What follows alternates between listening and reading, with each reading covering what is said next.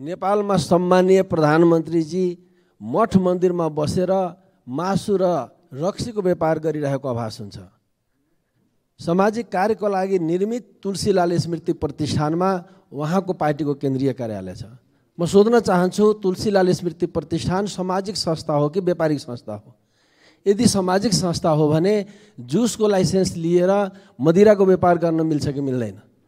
आज प्रतिष्ठानहरू नेताको लुट्ने भाँडो भएको छ। सरकारी बजेट खन्याउने अनि ती संस्थाका आम्दानीहरू निजी स्वार्थमा प्रयोग गर्ने। आज सङ्घ संस्थाहरू लुटको अखाडा बनेका छन्। नेपाली जनताको लाखौँ खुन पसिनाका लाखौँ रकमहरू, करोडौँ रकमहरू दुरुपयोग भइराख्दा यसलाई नियमन गर्नुपर्ने होइन र? नियमन गर्नुपर्ने जिम्मेवारीमा रहेका हाम्रा सम्मानीय प्रधानमन्त्री आफै त्यसमा मत्यार बनिदिएपछि अब न्याय कहाँ माग्ने भन्ने प्रश्न आउँछ। आज प्रतिष्ठानहरू, सङ्घ संस्थाहरू पथभ्रष्ट भएर गलत बाटो हिँडिराख्छ, त्यसलाई नियमन गर्नुपर्ने हो, सही बाटो डोर्याउनु पर्ने हो। आज हामी हिँडिरहेका छौँ, कानुनी शासनको कुरा गर्छौँ। कानुनीको शासनको कुरा गर्दा प्रतिष्ठानको आफ्नो टार्गेट हुन्छ, प्रतिष्ठानको आफ्नो चरित्र हुन्छन्। तुलसीलाल अमात्य भनेको एउटा सम्मानित व्यक्ति हो, उहाँ हाम्रो गौरव हो। उहाँको सम्मानलाई हामी कमजोर र नजरअन्दाज गर्न मिल्दैन। आज जसरी उहाँको मान प्रतिष्ठामा आउँच हुने गरी जो काम भइरहेछ त्यसलाई हामीले स्वीकार्य छैन। यदि त्यो व्यापारिक नै संस्था हो भने, तुलसीलाल अमात्य प्रतिष्ठान व्यापारिक नै संस्था हो भने बढाबढ गर्न सक्नु पर्थ्यो। हाम्रो पार्टी आम जनता पार्टीले पनि घर भाडामा खोजिरहेको छ।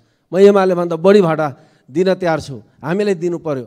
होइन भने सामाजिक संस्था हो भने त्यसको लिहाज गर्नु पर्यो, त्यो लिहाजले छोड्ने होइन। मलाई थाहा छ, आजभन्दा 10 वर्ष अगाडि भूकम्पले एमाले कार्यालय ध्वस्त गर्यो, बिगाड्यो। तर 10 वर्ष भइसक्यो सम्मानीय सभामुखज्यू, एमाले पार्टी भनेको देशको सबभन्दा धनी पार्टी हो।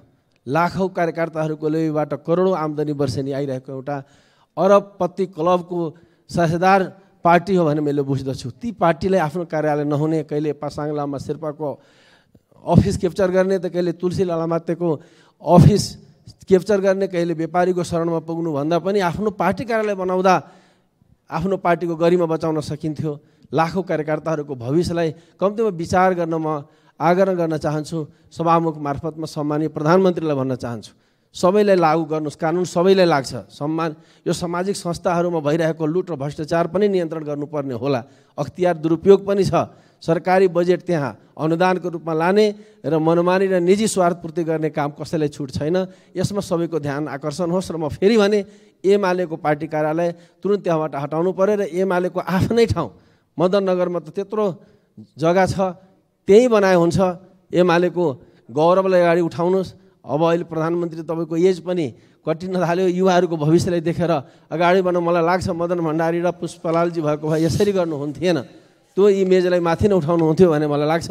त्यसर्थ पनि यो तुलसीलाल अमात्य भनेको सबैको साझा व्यक्तित्व हो, कुनै एउटा समूहको उहाँ व्यक्तित्व होइन, रौतहटले चिनेको व्यक्तित्व हो। हामीलाई पनि त्यत्तिकै हक लाग्छ। त्यो संस्था भनेको सामाजिक कार्यको लागि बनेको संस्था हो, राष्ट्रिय व्यक्तित्व हो।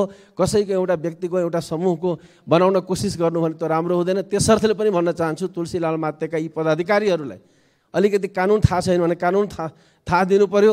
होइन यसरी मनमानी गर्न मिल्दैन, त्यस्तालाई खारिज गर्नुपर्छ भने म माग गर्न चाहन्छु। धन्यवाद।